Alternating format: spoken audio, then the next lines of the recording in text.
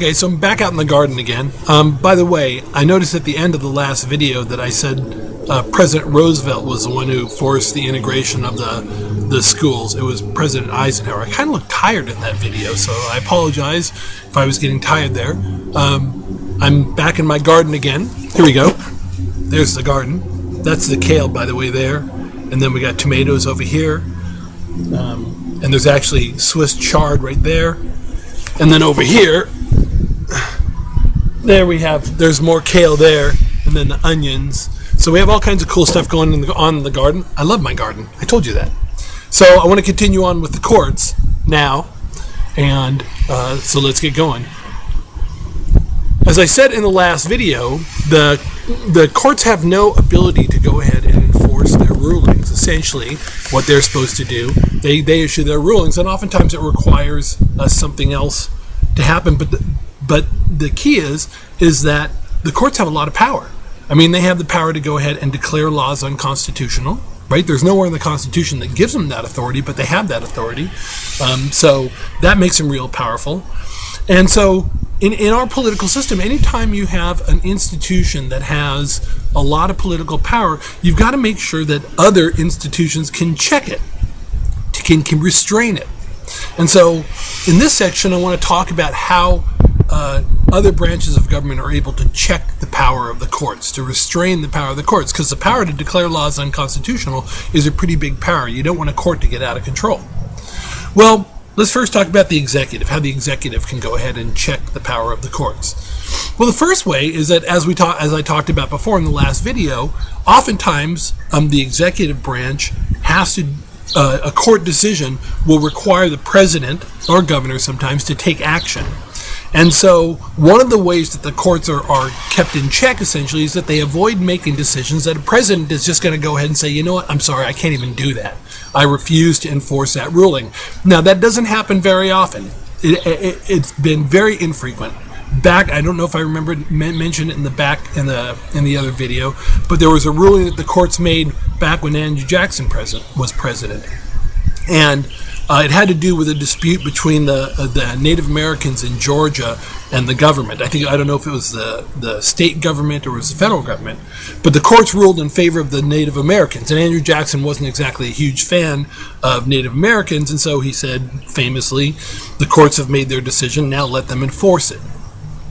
That's the problem. They can't. There's nothing they can do. So that's always going to keep the courts in check, because they've got to be mindful of the fact that they don't want to piss off a president too much.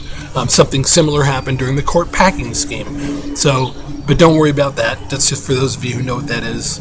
That's another example of restraint on the president.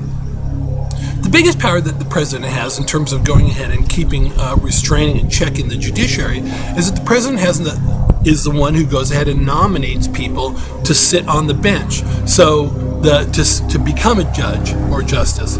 And so that gives the presidents the ability to sort of control who does and doesn't get on. I have a helicopter going on overhead. I'll move closer. It's imperfect, but it gets the job done.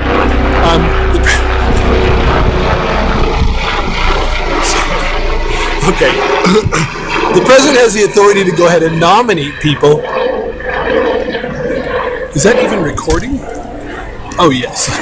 The president has the authority to go ahead and nominate people to be on the bench. And so what presidents can do is they can kind of control what kind of people do and don't get on the bench. So that gives presidents some control.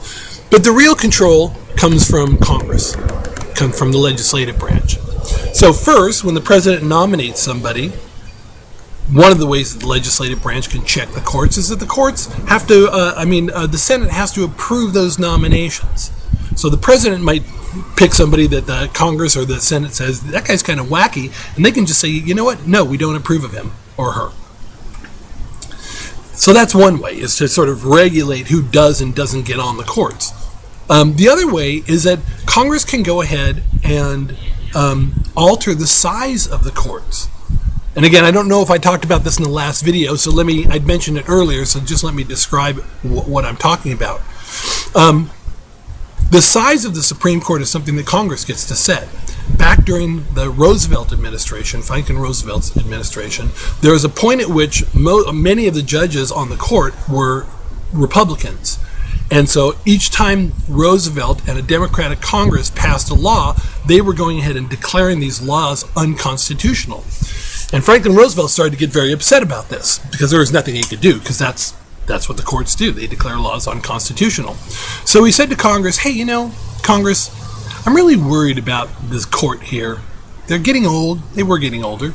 They're getting old. So here's what I want to do. For every judge that's over 70 years old, I want to add another person to the court. Okay? And so essentially what he was trying to do, he wasn't worried about the judges. What he was trying to do was, if the court is increased in size, well, who nominates Supreme Court justices? The president does. Who approves it? The Senate does. So what he was going to do is increase the size of the court so that he could appoint Democrats. The Senate would approve those Democrats, and then they would have enough to have a majority, so the courts would stop declaring laws unconstitutional. Right? That's all they had to do. Just increase the size of the court, and because there was a Democratic president and a Democratic Senate, they could just go ahead and change the makeup of the courts. Now, here's what happened. To their credit, the Congress didn't go along with this proposal. They said, look, this is kind of icky. This isn't exactly what we're supposed to do here. So they decided not to do it. But the Supreme Court, after the threat was made, stopped declaring some of those laws unconstitutional. There were some laws that were declared unconstitutional before, that when they came back to the courts, suddenly the Supreme Court said, you know what, we changed our mind. This is constitutional. Because they were scared.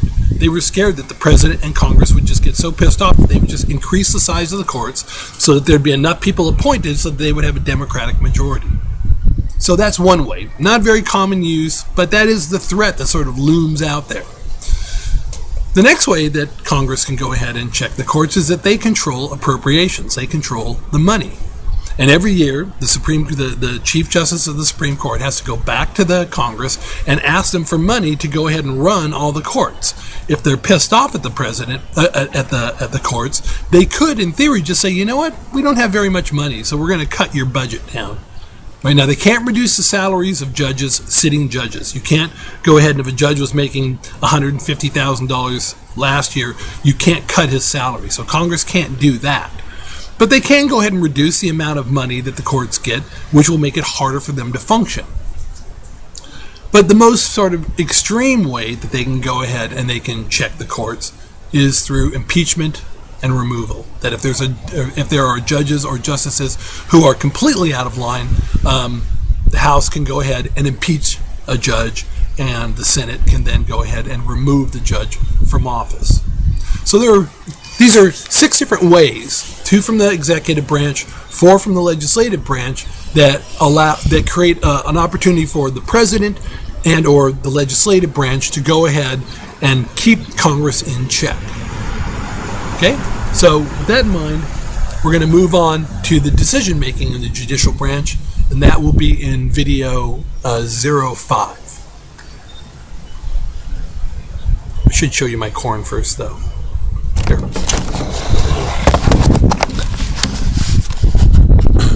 So this is a new area that I planted just recently. Let's see if you can see that. I don't know if you can see it. Yeah, this little section right here. We got corn going, and then there's a new batch of corn going right there. I love my garden. I absolutely love my garden. Okay, so it's okay. Some people show you pictures of their kids.